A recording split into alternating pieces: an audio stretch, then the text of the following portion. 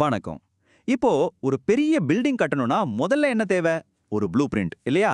அதே மாதிரி தாங்க ஒவ்வொரு நாட்டுக்கும் ஒரு ப்ளூ பிரிண்ட் இருக்கு.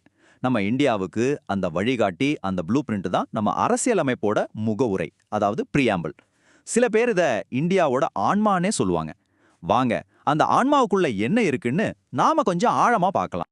பாருங்க, புகழ்பெற்ற சட்ட மேதை என்ஏ பால்கிவாலா ஒரு அருமையான விஷயம் சொல்லியிருக்காரு. முகவுரை தான் அரசியலமைப்போட அடையாளமாட்ட அப்படின்னு.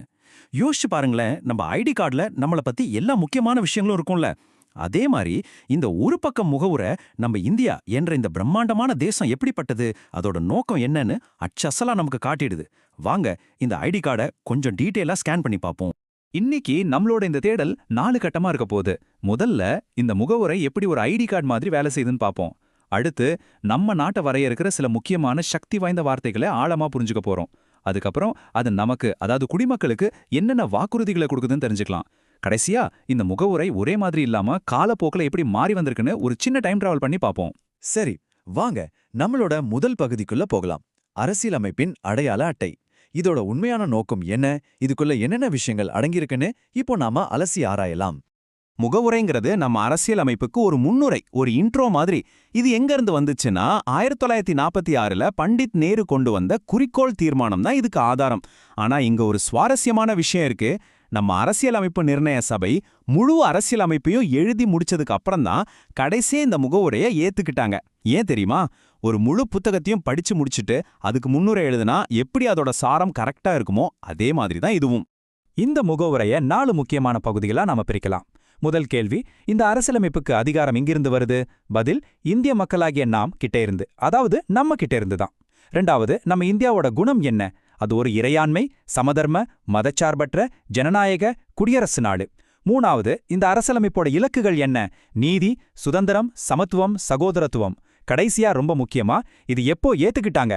நவம்பர் 26, 1949. இப்ப நாம 2வது பகுதிக்கு போகலாம். இந்தியாவை வரையறுக்கிற அந்த 5 மந்திர வார்த்தைகளை ஒவ்வொன்றா ஆழமா பார்க்கலாம். இதெல்லாம் வெறும் வார்த்தைகள்னு நினைச்சிடாதீங்க. இது ஒவ்வொன்றும் நம்ம தேசத்தோட அடித்தள கொள்கைகள். முதல் வார்த்தை இறையாண்மை, அதாவது சாவரேன். ரொம்ப சிம்பிளா சொன்னா, இந்தியாவுக்கு இந்தியா தான் பாஸ். நமக்கு மேல எந்த வெளிநாடும் கிடையாது. நம்ம உள்நாட்டு விஷயமா இருந்தாலும் சரி, வெளிநாட்டு விஷயமா இருந்தாலும் சரி, எல்லா முடிவுகளையும் நாம தான் எடுப்போம். யாரும் நமக்கு ஆர்டர் போட முடியாது. நாம முழு சுதந்திரமான ஒரு நாடு. அடுத்து சமதர்மம், அதாவது சோஷியலிஸ்ட். ஒரு விஷயம் தெரியுமா? இந்த வார்த்தை அரசியலமைப்பு எழுதப்பட்டப்போ இல்ல, 1976ல தான் இதை சேர்த்தாங்க. நம்ம இந்தியாவோட சமதர்மம் ஒரு ஸ்பெஷல் பிராண்ட். அதுக்கு பேரு ஜனநாயக சமதர்மம். இதோட நோக்கம் வறுமை, நோய், ஏற்றத்தாழ்வு எல்லாத்தையும் ஒழிக்கிறது தான். இதுக்காக அரசாங்கமும் தனியார் துறையும் கைகோர்த்து வேலை செய்யும் ஒரு மிக்ஸ்ட் எக்கானமியை நம்ம பின்பற்றுறோம். இது கம்யூனிஸ்ட் நாடுகள்ல இருக்கிற மாதிரி எல்லாத்தையும் அரசே எடுத்துக்கிறது இல்ல. அதிலிருந்து இது ரொம்பவே அலாதா. மூணாவது, மதச்சார்பின்மை, அதாவது செக்யுலர்.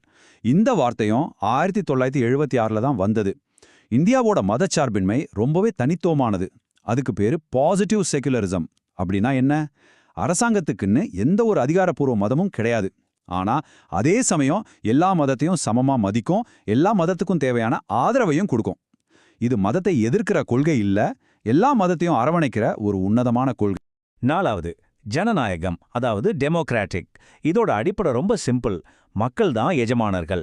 நம்ம நாட்டில் அல்டிமேட் பவர் யார்கிட்ட இருக்குன்னா நம்ம கிட்ட தான். நம்ம ஓட்டு மூலமா நாம தான் நம்ம ஆட்சியாளர்களை தேர்ந்தெடுக்கிறோம். அவங்க சரியா வேலை செய்யலைன்னா அவங்கள கேள்வி கேட்குறோம். பவர் எங்கேருந்து வருதுன்னா மக்களாகிய நம்ம கிட்ட இருந்து தான். ஐந்தாவது வார்த்தை குடியரசு, அதாவது ரிப்பப்ளிக். டெமோக்ரஸிக்கும் ரிப்பப்ளிக்கும் என்ன வித்தியாசம்னு ஒரு குழப்பம் வரலாம். இந்த ஒப்பீடு அதை தெளிவாக்கும். முடியாட்சியில பிரிட்டன்ல இருக்கிற மாதிரி நாட்டின் தலைவர் பரம்பரையா வருவாங்க, அதாவது ராஜா அல்லது ராணி. ஆனா குடியரசுல இந்தியா, அமெரிக்கா மாதிரி நாட்டின் தலைவர் மக்களால் தேர்ந்தெடுக்கப்படுவார். இந்தியாவோட குடியரசுத் தலைவர் ஒரு குறிப்பிட்ட காலத்துக்கு மறைமுகமா தேர்ந்தெடுக்கப்படுகிறார். பரம்பரை ஆட்சி இல்ல, அதனாலதான் நாம ஒரு குடியரசு. சரி, இப்போ நம்ம பயணத்தோட 3வது கட்டத்துக்கு வந்தாச்சு. குடிமக்களுக்கான வாக்குறுதி. நம்ம நாட்டை பத்தி பேசிட்டோம். இப்போ நம்ம நாடு நமக்காக என்னவெல்லாம் செய்யும், என்னென்ன வாக்குறுதிகளை கொடுக்குதுன்னு பார்க்கலாம். இது நம்ம அரசியலமைப்போட இதயம்னே சொல்லலாம். முகவுரை நமக்கு முதல்ல கொடுக்கிற வாக்குறுதி நீதி. ஆனா இது ஒரே ஒரு நீதி இல்ல, 3 விதமான நீதியை உறுதி செய்யுது. ஒன்னு சமூக நீதி. அதாவது ஜாதி, மதம், இனம், பாலினம்னு எந்த பாகுபாடும் இல்லாம எல்லாரையும் சமமா நடத்தணும். 2 பொருளாதார நீதி, அதாவது பணக்காரன் ஏழைன்னு பாகுபாடு பார்க்காம வருமான ஏற்றத்தாழ்வை குறைச்சு சுரண்டலை தடுக்கணும்.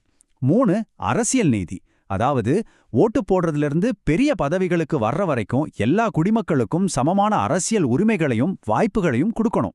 2வது வாக்குறுதி சுதந்திரம், அதாவது லிபர்ட்டி. சுதந்திரம்னா வெறும் கட்டுப்பாடுகள் இல்லைன்னு அர்த்தம் இல்ல, அது ஒரு பாதி தான். இன்னொரு பாதி ஒவ்வொருத்தரும் அவங்களோட திறமைய முழுசா வளர்த்துக்க வாய்ப்பு கொடுக்கறதும் தான். நம்ம சிந்தனை, பேச்சு, நம்பிக்கை, வழிபாடு எல்லாத்துக்கும் சுதந்திரம் இருக்கு. ஆனா ஒரு முக்கியமான விஷயம், இந்த சுதந்திரம் எல்லையற்றது இல்ல. நம்ம அரசியலமைப்புக்குள்ள இதுக்கு சில நியாயமான வரம்புகளும் இருக்கு. 3வது வாக்குறுதி சமத்துவம், அதாவது ஈக்குவாலிட்டி. இதுக்கும் 3 பரிமாணங்கள் இருக்கு. முதல் பரிமாணம் குடிமை சமத்துவம், அதாவது சட்டத்துக்கு முன்னாடி எல்லாரும் ஒண்ணுதான். இதுக்கு நம்ம அரசியலமைப்போட ஆர்டிகல் 14 இருந்து 18 வரைக்கும் உத்தரவாதம் கொடுக்குது. 2வது அரசியல் சமத்துவம், அதாவது ஜாதி மத பேதம் இல்லாம எல்லாரும் ஓட்டு போடலாம்.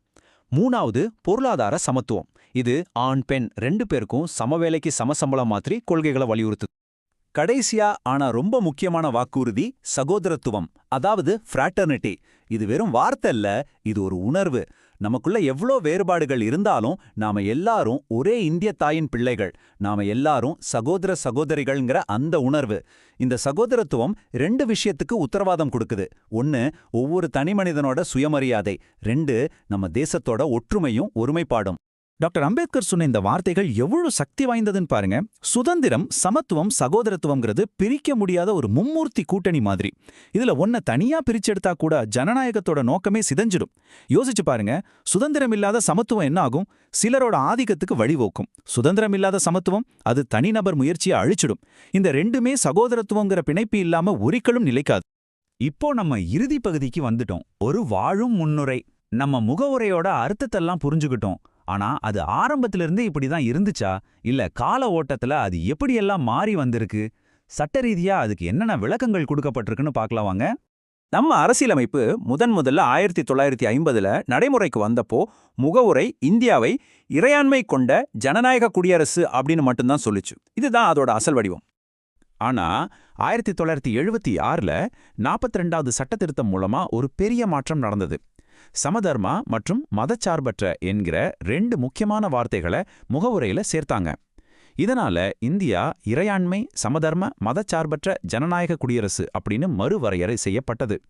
இது நம்ம தேசத்தோட கொள்கைகள்ல ஏற்பட்ட ஒரு மிக முக்கியமான திருப்புமுனை.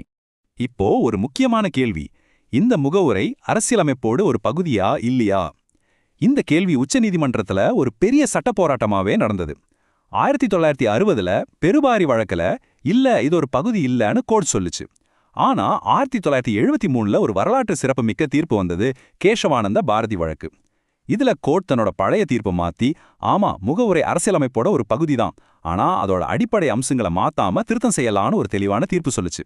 கடைசியா 1995ல LIC வழக்குல முகவுரை அரசியலமைப்போட ஒரு பிரிக்க முடியாத அங்கம்னு உச்சநீதிமன்றம் ஆணித்தரமா உறுதி செஞ்சது.